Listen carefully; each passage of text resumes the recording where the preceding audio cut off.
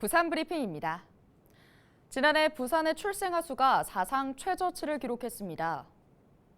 통계청이 발표한 자료에 따르면 지난해 부산 출생아 수는 14,134명으로 2012년 28,673명에 비해 10년 만에 절반 이하로 줄었습니다. 여성 1명이 평생 낳을 것으로 예상되는 평균 출생아 수인 합계 출산율은 지난해 1년 동안 101명이 태어나 합계 출산율이 0.46명을 기록한 중구가 가장 낮았고 금정구 0.58명, 사상구 0.6명 순으로 낮았습니다. 부산시가 9월 1일 기장군 동해선 오시리아역에서 부산형 수요응답형 버스 타바라 개통식을 개최합니다. 수요응답형 교통체계인 DRT는 고정된 시간이나 경로 없이 여객의 호출에 따라 실시간 최적 경로를 생성해 탄력적으로 여객을 운송하는 운행체계인데요. 시내버스와 택시의 장점만을 결합해 만든 대중교통 서비스로 관광지가 조성되고 있는 기장군을 대상으로 1년간 시범 운영합니다. 타바라는 1년 동안 기장군 주요 거점 지역인 오시리아역과 오시리아 관광단지, 오랑대공원, 공수마을 등 지정된 15개 정류장을 대상으로 운영합니다. 부산시 교육청이 일본 후쿠시마 원전 오염수 방류에 따른 학생과 학부모의 불안감을 해소하기 위해 학교 급식 식재료 수산물에 대한 방사능 안전성 검사를 강화하기로 했습니다. 이에 따라 올해 9월부터 월 2회, 연간 180건으로 검사를 대폭 확대하고 전수조사도 연 2회에서 연 4회 진행할 계획입니다. 또 원래 초등학교와 일광중학교는 기장군에서 지원받은 핵종 분석기를 통해 현장에서 직접 방사능 안전성 검사를 진행합니다.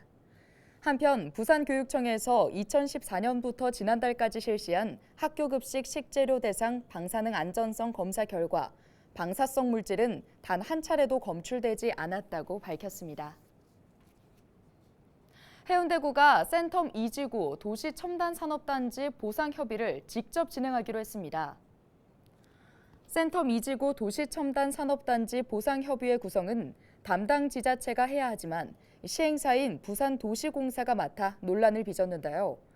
해운대구는 주민들과 직접 소통해 의견을 최대한 반영하기 위해 이른 시간 안에 직접 보상협의회를 꾸려 보상협의를 진행할 계획입니다. 내년부터 군병사의 월급이 대폭 인상됩니다.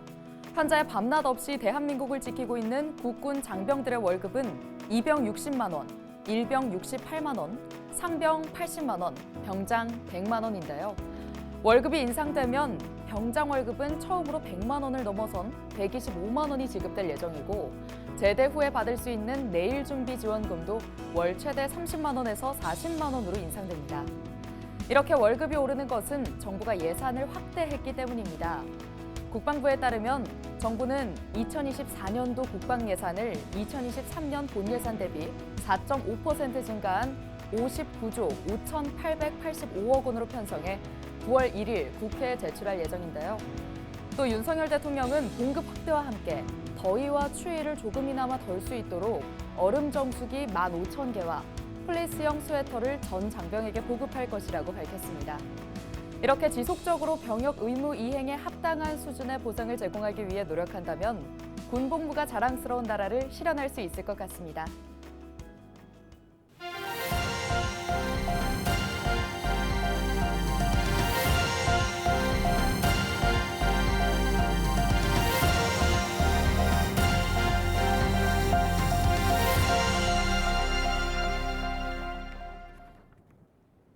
부산 도시가스 소매 공급 비용이 소폭 인상됩니다.